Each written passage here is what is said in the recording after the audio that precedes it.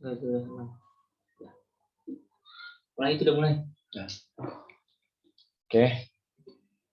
Assalamualaikum warahmatullahi wabarakatuh. Perkenalkan, nama saya Galak Revinistor dari program studi PJKR Pendidikan Jasmani Kesehatan Rekreasi NPM 211063070077 dari kelas 2C.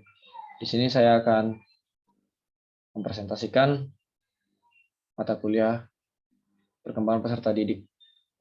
Untuk dosen pengampu Bu Ine Rahayu Purnamaningsih, MPD. Pada abad ke-20 di Eropa, perkembangan dua teori psikologi humanitis Sigmund Freud, teori psikoanalisis perilaku manusia dalam perkembangan dipengaruhi oleh pengalaman masa kanak-kanak awal dan motivasi di bawah sadar. Burhus Frederick Skinner, teori Burus-Ottrik, perilaku manusia dalam perkembangannya dipengaruhi oleh faktor lingkungan atau stimulasi dari luar diri pribadi. Yang terus selanjutnya ada teori humanitis. Pencetus teori psikologi humanitis adalah Abraham Maslow pada sekitar tahun 1950-an. Dan yang pertama, merupakan suatu pandangan di mana manusia adalah agen yang bebas dengan kemampuan superior untuk menggunakan simbol-simbol dan berpikir secara abstrak.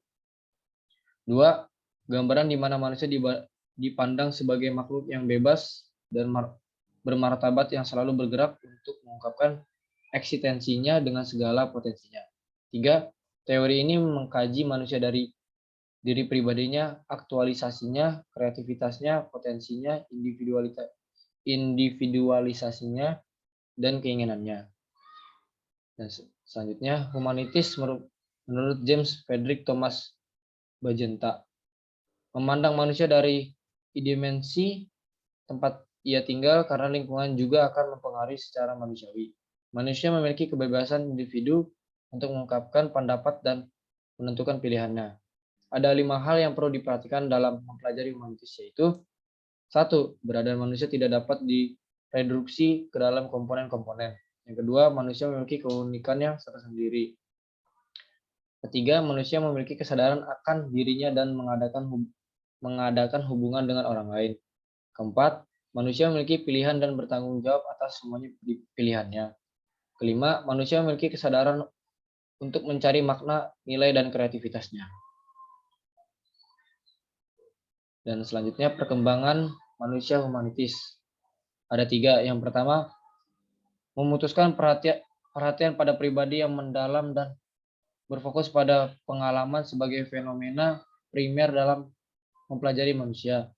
Dan yang kedua, menekankan pada kualitas-kualitas yang khas pada manusia, seperti memilih kreativitas, menilai, dan realisasi diri.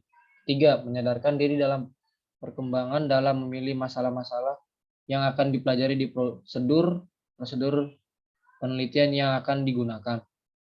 Memberikan perhatian penuh dan meletakkan nilai yang tinggi pada kemuliaan dan martabat manusia serta tertarik pada perkembangan potensi yang inheran pada setiap individu.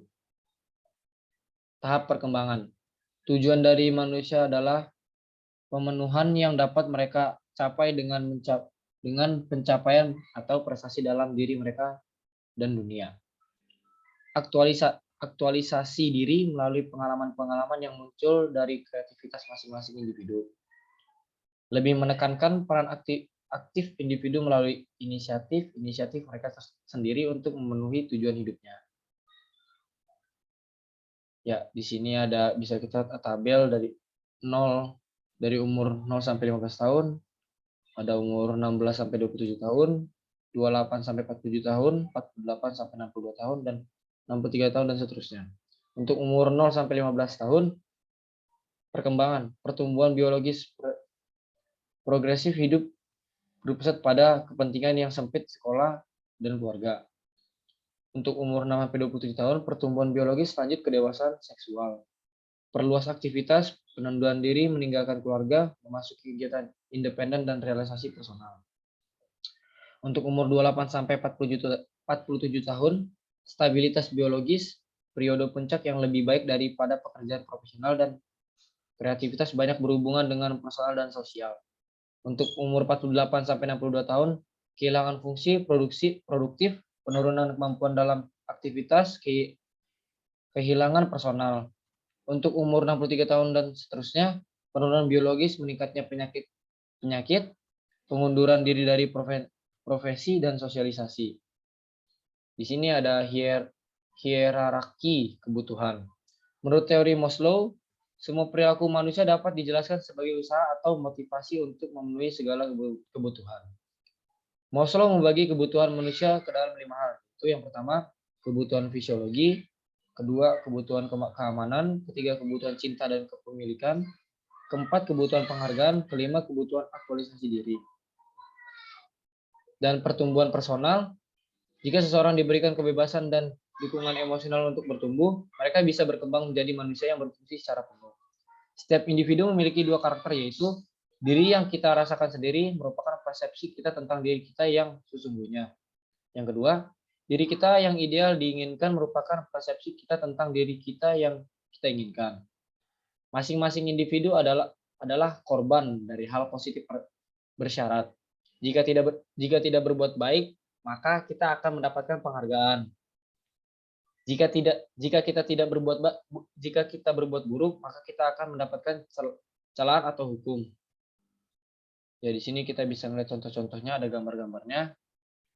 Bagaimana jika seseorang individu melakukan perilaku yang tidak sesuai dengan norma, haruskah diberi hukuman atau celaan, atau tetap diberikan dukungan dan rasa kasihan? Di sini kita bisa melihat foto-fotonya. Ya, sekian dari presentasi saya untuk mengenai ilmu perkembangan peserta didik ini.